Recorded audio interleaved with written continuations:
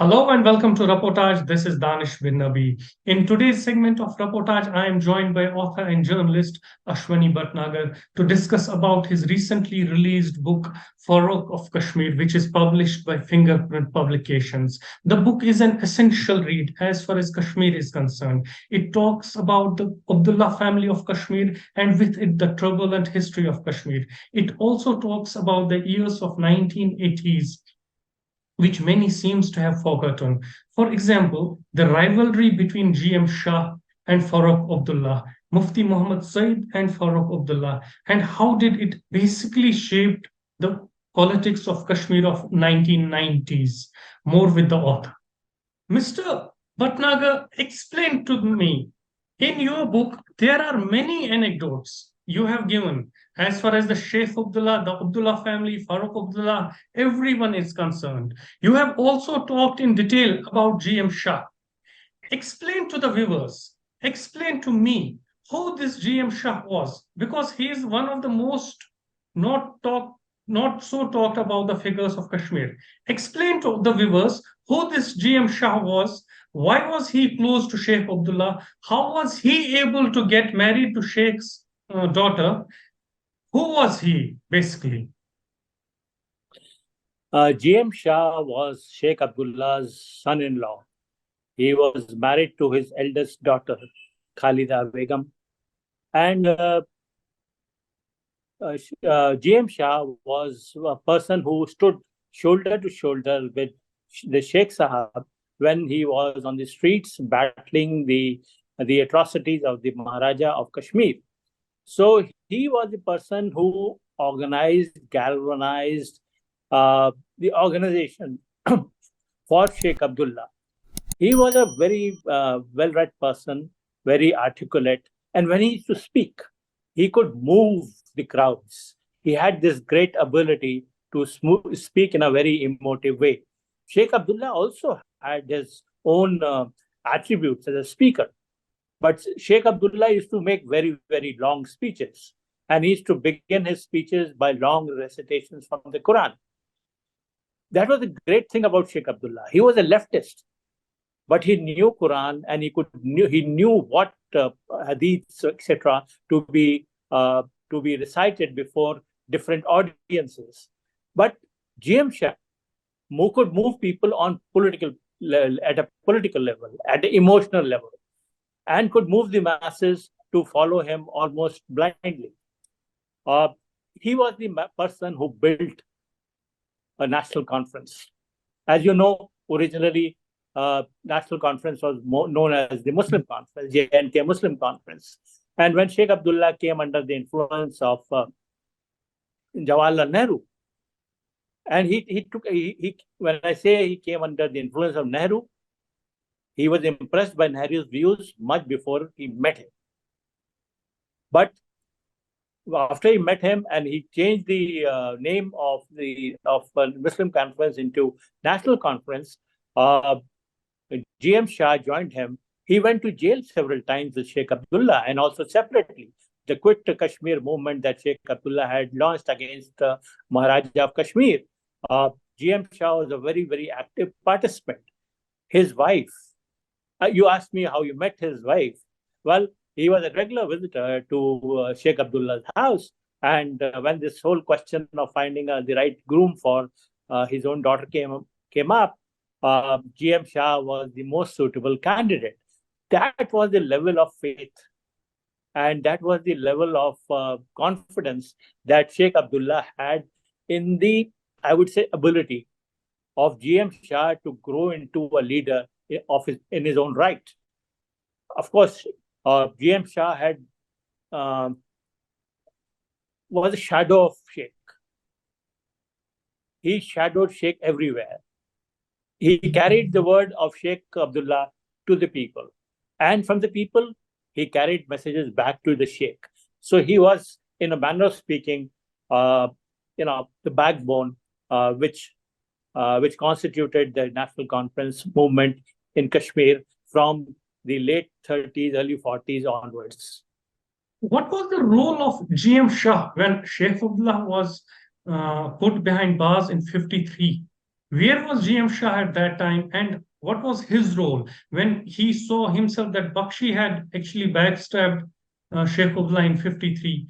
What role did G.M. Shah play at that time? Not a really significant role, because at that point of time, a lot of raids were being carried out, and the family of Sheikh Abdullah was being harassed. So one of the main things that he wanted to do was to be with Sheikh Abdullah's wife, Begum Akbar Jahan, organize the family, and also the silent protest movement after Bakshi Ghulam Muhammad had dished Sheikh Abdullah and formed his own government. He was very active in the, if I can say so, in the underground movement. But he was not very actively associated with the plebiscite front. His sympathies were there, of course. And as you have all read in the book, also I mentioned that after Sheikh Abdullah was arrested, his house was raided. Even Farooq was sent away. He was sent away, and they were in a dilemma as to what the future was. And Sheikh was in jail. Everybody who was his follower or a closest mate, they lay a bit low. This brings me to another question. If he was so close to Sheikh, at every step he supported Sheikh, why was Sheikh Abdullah in two minds in 1981 when it came to 81, 82, when it came to head on home to choose between the two, Farooq or G.M. Shah? Yeah. वही सिलसिला है, that same old thing. As I have written extensively in my book, the Sheikh was really torn between two choices.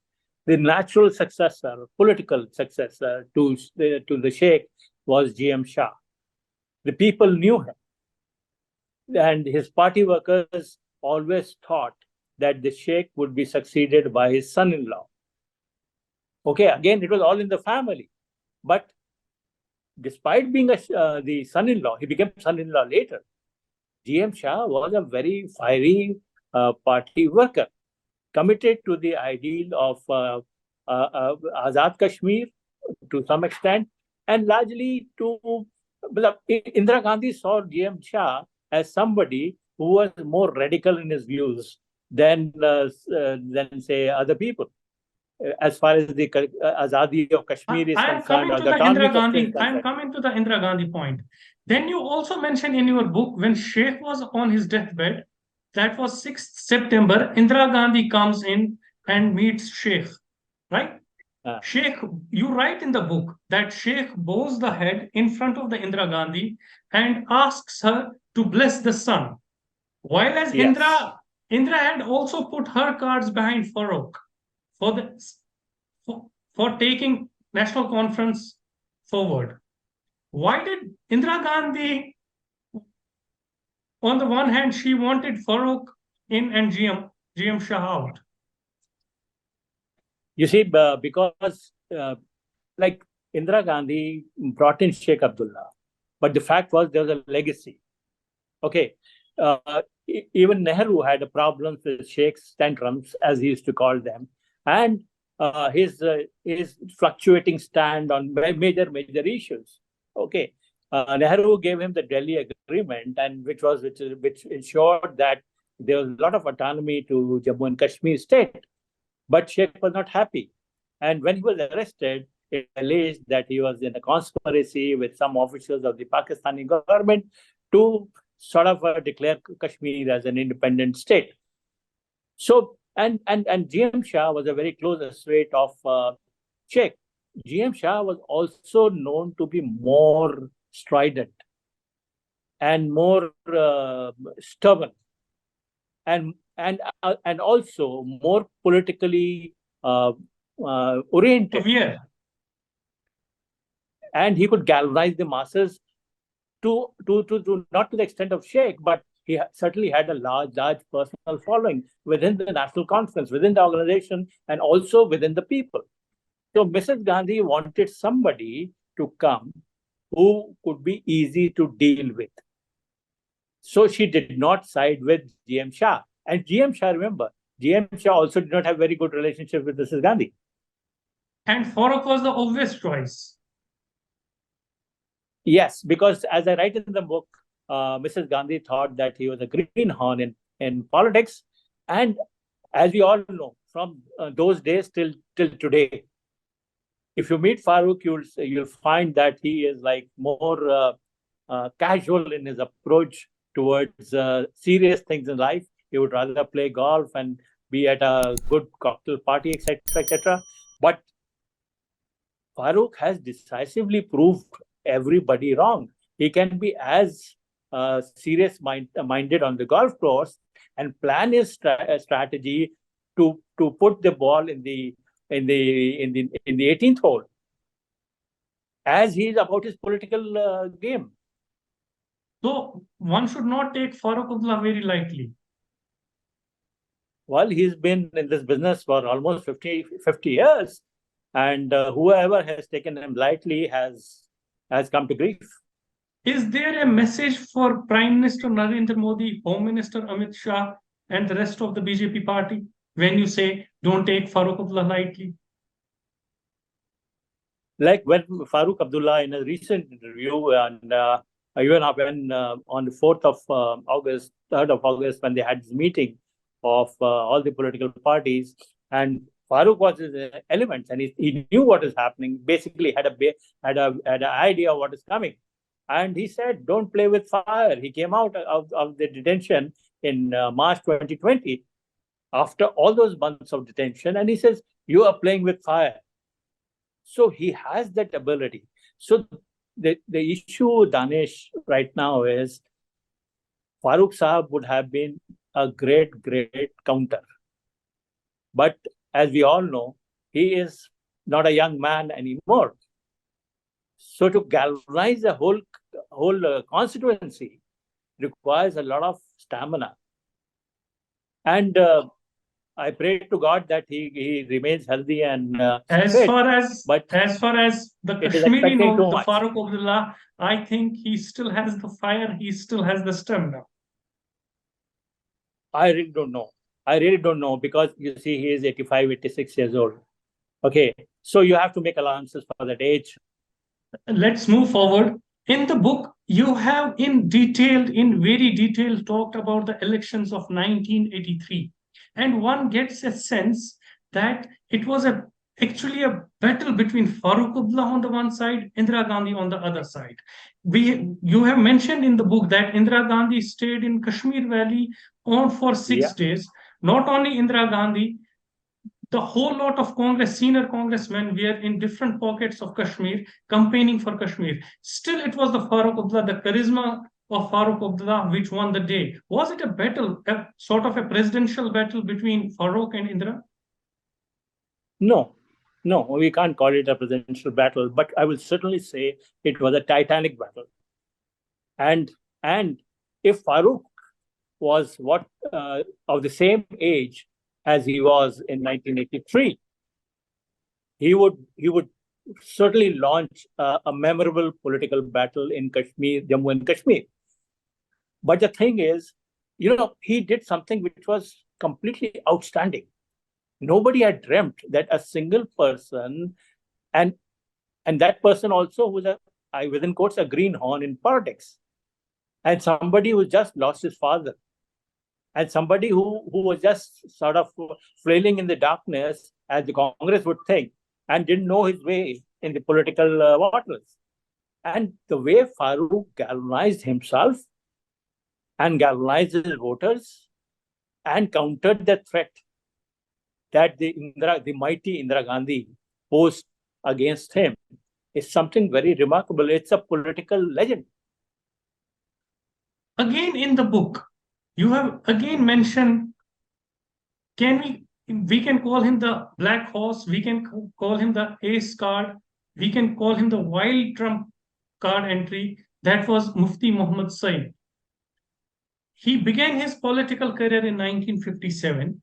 In all this scheme of things, where did Mufti Muhammad Sayeed fit in, and why was he vehemently against Farooq Abdullah? It was the other way around, and it was mutual. In fact, it's when Farooq Abdullah came in later.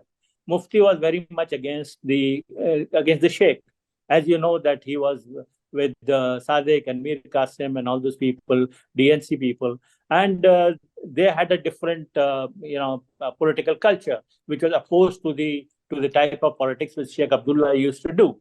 In fact, there was this famous thing Sheikh Abdullah used to call all these people Nali ke Keede. Okay, so and they were attacked. So there was this animosity at the political level between the Abdullah family and the rest, of which one prominent person was Mufti Muhammad Sayeed. And Mufti Muhammad Sayeed actually might have forgotten about it or may have got over it. But the thing was that both Farooq and Mufti had a huge historical legacy on their backs when they came face to face. Number one. Number two, Farooq Abdullah knew intuitively. He was a young man, barely 46, 47 years old, but he knew intuitively that of all the people in the Congress, the person who can actually galvanize the masses or can restructure the Congress was Mufti Muhammad Sayeed. That he could not do is another matter because of so many wranglings within the Congress, etc., etc. But in Kashmir, Mufti had emerged as a very, very vocal opposition to the national conference politics.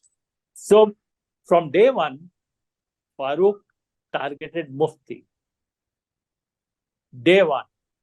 And he continued it till Mufti breathes his last. Okay, so Mufti is a very, very complex figure in this whole Kashmir scenario. He could have been, but he could not. Jaise wo kehte na, he could have been the king, but he could not ever become the king. He had this brilliant chance of becoming the chief minister, but then Mrs. Gandhi dissolved the assembly, her own party, and asked Sheikh to be there. And then as elections were held, and Sheikh becomes continues as chief minister. So it was unfortunate for Mufti at a very young stage of his career to have these, strokes of ill luck or political maneuvering going against him. But then he was a person. You remember when he resigned from Jan Morcha and from the Union government and came to Kashmir, the type of reception he was accorded in the valley was historic. And again, in the book, you have explicitly mentioned about the MUF election, that's 1987. Yeah. How did this 1987 change the entire Kashmir scenario? And you have put the blame on Farooq Abdullah that he rigged the elections. And because of this rigging, then the things didn't go as well or as planned, we can say. You see, I have not put the blame on Farooq Abdullah for this rigging. The blame has been at his doorstep ever since the elections were held. And it has been widely documented. And as I quote in my book, Farooq Abdullah was asked this question.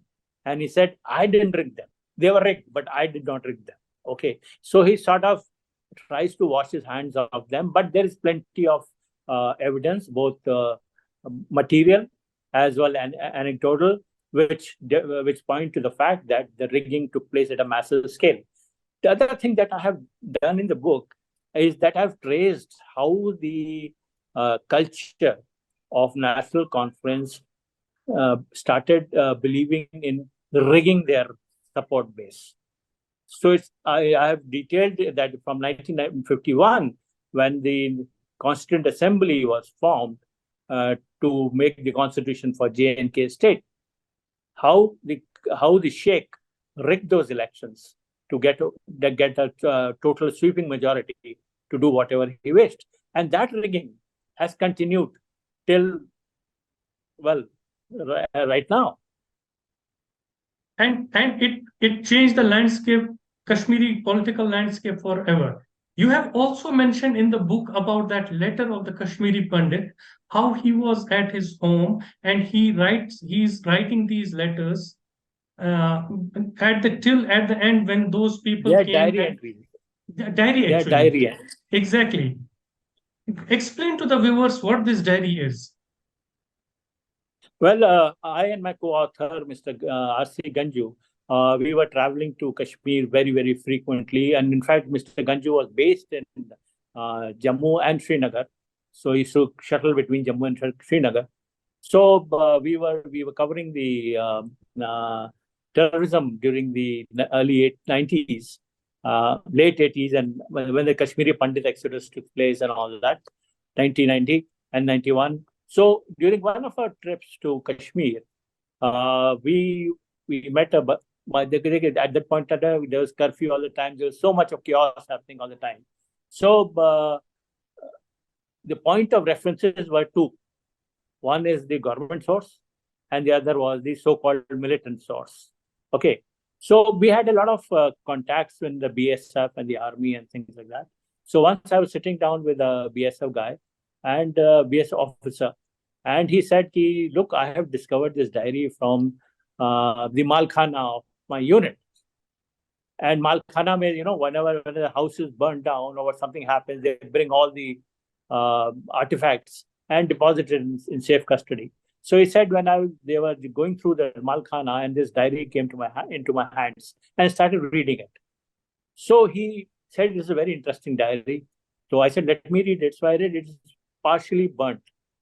So I read the diary, and I found it extreme. Well, I have just given a very, very truncated account.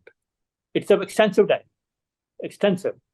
And I don't know whether you are aware of it or not, that I made a short film starring Dipti Nawal on this diary. It is called The Diary of a Kashmiri Pandit, and it documents the trauma of a person who is trapped in a hostile environment. You see, my belief is that if violence is introduced into a society by elements who are not part of the society, but by some chance, by some coincidence, by some event, violence is introduced, it causes alienation all around. And that alienation then causes suspicion. And when suspicion arises, the question of identity comes into picture. And when the question of identity comes into picture, then hostility begin, and it leads to more violence. So this is not only about talking Kashmir. I have covered Punjab also during that period when the terrorism was at its peak. I have covered Northeast when terrorism was in a very, very bad shape. I have also gone to the Maoist infected areas in Odisha, and now what is called Chhattisgarh. Then it was Madhya Pradesh, etc. So wherever I have gone, I've seen that there are some people, a small group of people, who enter a society, introduce violence into it, engineer violence, and then things go out of control. So if you see the full film, I've not been able to, make a full film out of it. But the thing is that the film is about alienation caused by violence. How bhai bhi अपने आपस में बीच में शक्की हो जाते हैं. I saw this so much times, in Amritsar. In Amritsar, it was the first time I actually came face to face with this alienation. People married in the same family. My family, we are from my mother's are from Amritsar side. So one chap is a Hindu, and the Hindu girl is married to a Sikh. And how do suspicions creep in for no rhyme or reason? Mr. Bhatnagar, it's showing me last 8 minutes left, and I am left with at least 2-3 questions. Let's quickly sum them up. After 87, Pandits leave, militancy comes in, Farooq Abdullah again forms the government. Directly to 2000, why was autonomy resolution trashed by the Vajpayee government? Because it went too far. And according to the constitutional requirements, it was not within the parameters. In fact, Narasimha Rao also made desperate attempts to come to a resolution. Sky's the limit was the thing and as I write in the book, that he delayed his departure to Burkina Faso so that he could, thrash out something. But you cannot put the clock back in such a dramatic way. So it may be that the aspirations of the Kashmiri people were totally pre-1953 or whatever, but the fact was that the government of India could not go back all the way. And what Bajpayee did was actually detouring what Narasimha Rao had done, and what Narasimha Rao had done was actually detouring what Indira Gandhi had done. So it is a long-term policy. So, Mr. Bhatnagar, let me directly come to the last question now. You have also detailed about the Umar Abdullah, his politics, his childhood, his things with the BJP, their government, everything. My question to you is, how different is Umar Abdullah from his grandfather and from his father, Farooq Abdullah? Oh, he's a completely own man. He is completely different from Farooq Abdullah. Completely. And he is inspired to a large extent by Sheikh Abdullah. But as you know, when he was a kid, the Sheikh passed away. So he has good memories of Sheikh and has, the legacy. He reads about the legacy and people tell him about it. But the fact is that his only contact to Sheikh's legacy is through his father. But to my mind, he is not cast in the Farooq Abdullah mold at all. He is more of a public school type of a chap who would do things in the right way, who would behave in a particular way. He is not a politician. In fact, your book starts with the incident in Kupwara in 2000-2001, where he tells you and the other author, just hold on, Farooq Abdullah will be quiet after some time. Yeah. Yes. And I've also quoted a number of instances where the father and the son have differed on issues and also when on lifestyle. He was taken away from the stage from singing or dancing, if I'm correct. Yeah. Yes. Yes. Mr. Ashwini, pleasure talking to you. Let me hold this wonderful book one more time for the audience. Thank you. So that it reaches to everyone and every Kashmiri must read this book. Thank you, Mr. Bhatnagar, for talking to me. Thank you so much, Danish. It's always a pleasure speaking with you. Thank you, sir. Please subscribe to our channel Reportage and press the bell icon to remain updated.